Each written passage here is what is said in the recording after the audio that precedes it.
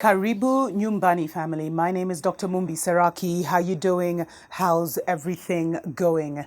I really do pray that your relocation journey is, coming along swimmingly, coming along smoothly. And please, beloved, definitely look at some of the published videos that we've placed here on Patreon so that you can get an even better insight. There's some really critical tips, especially related to security, which is what we're going to talk about today, that will help to ease your relocation journey.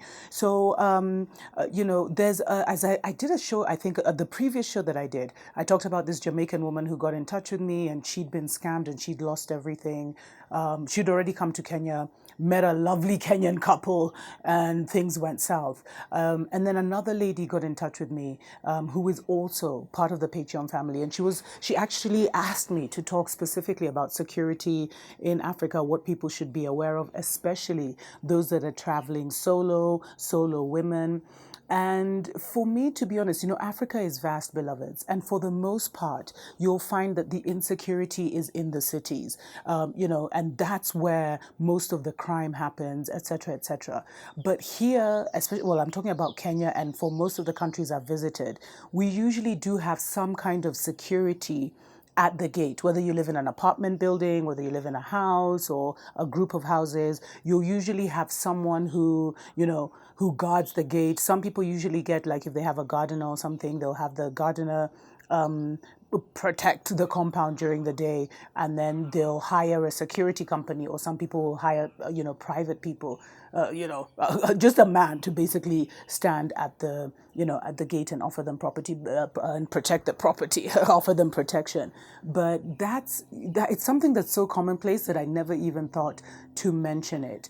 But usually they serve as the major deterrent. But that's why, beloveds, I really, really highly recommend that you avoid the cities, because as I've talked plenty times about engineered poverty, and that is one of the massive culture shocks that you'll get when you come to the motherland, is just how many people are living in abject poverty. And so if you stick out as someone who has more than others, then you may make yourself a target. So I always recommend, beloveds, like, if you're coming to a country in Africa for the first time, stay, look at the Airbnbs, stay in one that's reputable, try and really investigate the different neighborhoods, or, it's good to do it with a travel agent, beloveds, for the first time, because a travel agent, it's their reputation on the line. So they'll make sure that they get you, a secure neighborhood or a secure apartment, etc., etc.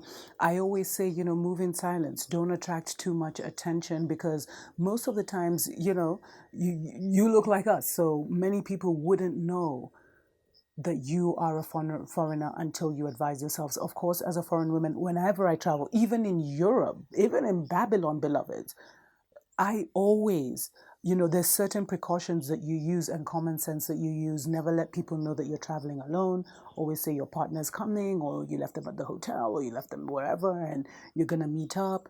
Don't share too much information. Always be vigilant. Of course, those, just the basic things that you usually do when you're traveling. It's absolutely critical. Keep as much information to yourself. And what will keep you safe, beloveds, is to use reputable connections. Sometimes you may think that they're, like, slightly more expensive. Realtors, you know, uh, travel agents, etc., etc. They may charge you a small fee, but in return, you'll be assured of your security in many ways, and you can always ask your realtor and stuff, because most of the houses, depending on what level you're looking at, they would come with their own security. So that's something that's really, really critical to remember. But what I usually see, and I actually do have a few tips that I'm going to go into after the break. But what I usually see in Africa with my friends who I've discussed with, is the main thing that happens to foreigners trying to relocate to Africa is the scams. And that's what you have to be aware of. That's why I always say, get a reputable lawyer who has a reputation to lose. Go through the law societies in the different countries, and still you could get a crook. I mean, they're there, but really, don't take shortcuts, beloveds. Cheap always ends up being very expensive. And when the deal is too good to be true, then it probably is too good to be true and you need to think twice. But especially when you're doing as sensitive things, and I know a lot of you are things, I know a lot of you are actually coming out here to buy land, to start building, etc., etc.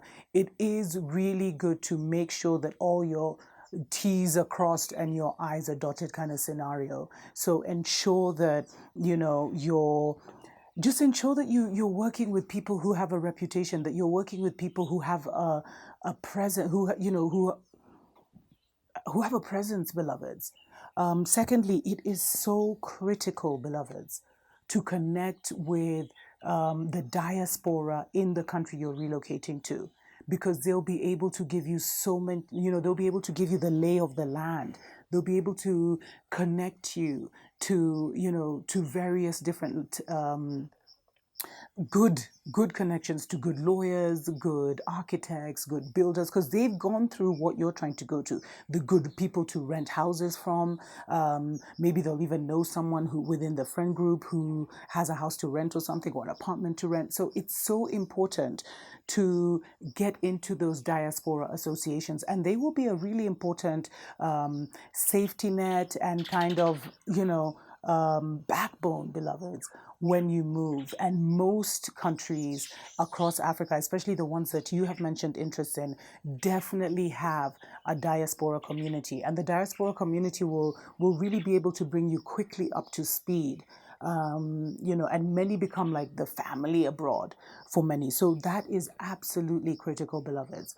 So you definitely will need some kind of security wherever you're moving or relocating to, or where you'll be renting from.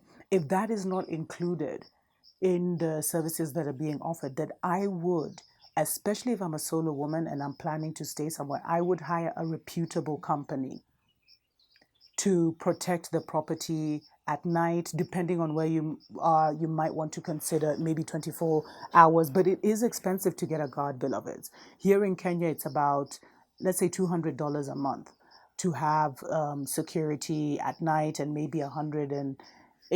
I'm just estimating, like most average companies, that's what they charge. So it does set you back.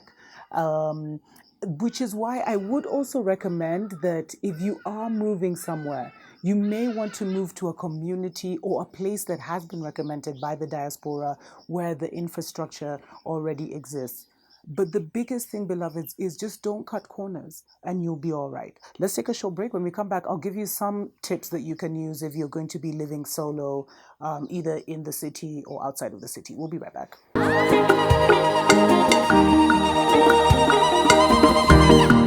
Welcome back, beloveds, to Karibu Nyumbani. My name is Dr. Mumbi Seraki. And, personal security in Africa.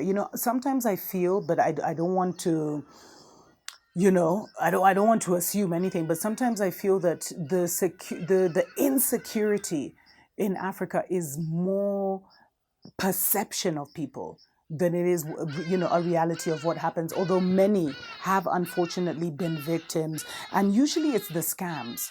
People will try and scam you for a house, etc., etc. And also, there is certain countries, beloveds, where it is extremely risky to move. I don't want to say certain countries and then people get offended, but where there's abject poverty, if all the people are living in corrugated houses around you and you're the only one living in a 2-story concrete house, then that does put you at some kind of risk. So it's just important to recognize and just be aware. And if you've lived in a city in the divided states or even in Babylon, then you already are, pretty cognizant of personal security. So some of the tips that people give, especially when you're looking to relocate. First of all, I would say, when you first move here, use a travel agent. Either use a reputable hotel for the first week or two that you're here, and then you can actually transition to an Airbnb. And by then you'll have gotten to know people, so you'll know the different areas. Most countries have Uber, etc., etc. So you'll even talk to different people, neighbors of where you're living, the hotel reception. Africans are always willing to have a chat and to share information. So you can kind of get an idea, walk into some realtor's office, see what they have for rental, So that's always a good idea. So to start off in a place that's already secure. So, choosing a safe area is extremely important, and you can go through. That's why you need to do the necessary research, or at least have a person who's on the ground who can advise you. These are the safe areas. This is the not so safe neighborhoods, etc., etc. It's also important to have, a home security system. It's best to buy security cameras to help you stay safer. And this article says statistics show that up to 88% of burglars would not attack the home if it had a surveillance camera. So these can be kind of deterrents. Here in Africa, a lot of homes will also have like the the iron gates or whatever. I don't know what you call them. And so you'll padlock that, and then then you'll have your main door. So there's usually security around walls, etc., etc. So make sure that you always close all doors. I would get some kind of safe, or somewhere where you keep your valuables, beloveds, but don't bring too much attention to yourself. And it's very popular here in Africa to get cleaning ladies to come and clean our houses. If that is something that you want to do, I would highly recommend that you keep certain areas off limits, like maybe your bedroom where you have all your clothes, all your, personal items. Keep that place closed, and then that can be like where you keep your things safe, etc., etc. Be very, very careful also, beloveds, what you post online, because sometimes that can actually make you an unnecessary, target. It's very tempting to announce to the world that either you're going on holiday or you just moved in, or, to show people how you're living. But sometimes, that can actually expose you. And I think it's very important to have a contact person, someone you can reach out to in case anything happens, because many countries the 911 system doesn't really work. So that's why I highly encourage getting in touch with diaspora communities, becoming an active member of that, beloveds. And be very vigilant, especially when this is mainly in the cities. I really haven't had this problem, beloveds, and I've been living in the village for almost 2 years now. But in the cities, be vigilant, mix up your routine, mix up the roads that you use. It's funny because I do that naturally just because I used to be in the city. So I'll use like different routes to my farm. But, if you're coming from a city, then you probably already have those common sense things, because this is all kind of things that if you've lived in a big city or something, that you already kind of know. But, keep a low profile. And you really, beloveds, I believe a lot in spiritual security. I don't have any physical security, but I do have spiritual security. And my spiritual security is much stronger. But sometimes when you talk about spiritual security, you kind of lose people. But work on your spiritual security as well. That's what's going to keep you safe. And I don't mean to make anyone feel panicked or anything like that. If there's any specific angles you'd like me to take to the security issue, please leave it in the comments below. Until next time, tuko pamoja.